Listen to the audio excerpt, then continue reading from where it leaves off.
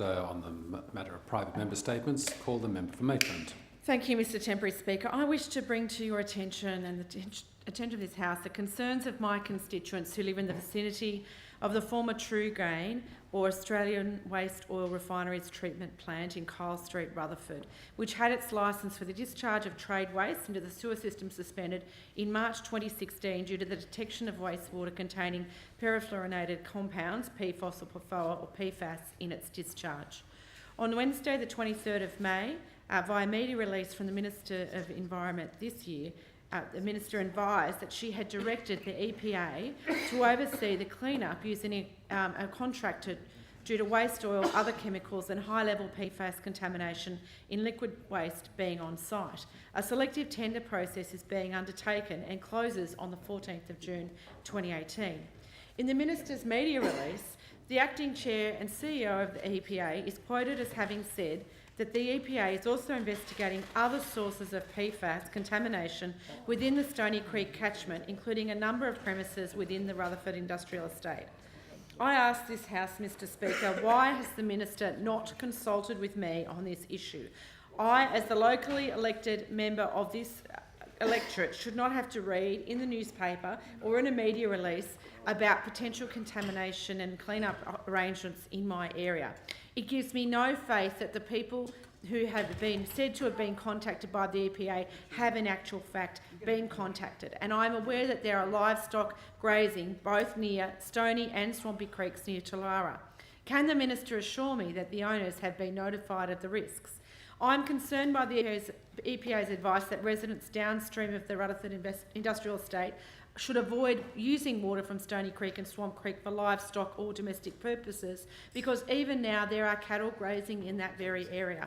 What guarantee is there that a minister who cannot inform the local member has made the notifications properly and that residents and farmers are aware? What actions has the EPA taken to consult with communities, including farmers, when we can still see the cows grazing at the junction of these two creeks? I campaigned hard as both the Labor candidate and then the member for Maitland to stop the so-called Rutherford stink. This government has so much bad history on dragging its feet on environmental disasters. From 2008 to 2015, there were some 700 complaints requiring from the area around the Rutherford stink, and many of the people impacted required medical assistance, including for sore throat, sore noses, sore eyes and irritation. It wasn't until Hunter Water found evidence of PFAS at the Kyle Street plant and suspended the company's trade waste licence and disconnected the business from the sewer system that we managed to actually stop the Rutherford stink. The EPA in this case was a toothless tiger. In 2016, after Hunter Water's revelations, the factory involved was closed and the business placed in the hands of liquidators. Reports of the Rutherford stink reduced dramatically in the wake of that closure. Why then has it taken 2 years for this Environment Minister to act to clean up the site? The flood-prone area around this area is used mostly for agricultural purposes, including cattle grazing.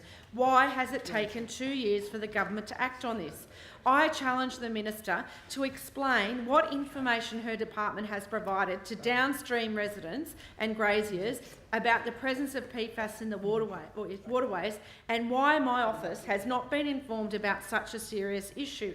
I want to know when and what information was disseminated and to which residents. I've spoken to members of the media locally who worked on this issue back in 2016. Now, neither they nor I can remember any case of anyone in our community being told about the potential for contamination. It's time for the Minister to show clearly what notification she's put out other than a media release today. I've raised this issue repeatedly, not just with this minister, but the previous Environment Minister, including the death of 16 cattle in Farley in January 2016, around the time of the discovery of the PFAS at that factory. Why has this Environment Minister not returned the courtesy of advising me of her action to remediate the site, as late as has it been, the 2 years after the event? I spoke to the farmer who contacted me in January 2016 about his 16 dead cattle, and he was concerned then that this contamination may have something to do with his death. these deaths. As a result of my interventions, there was some talk with Hunter Water and the EPA, but to this day, this farmer is still looking for answers. Why is this minister not being clear with our community? Sneaky, sneaky, sneaky. Speak up.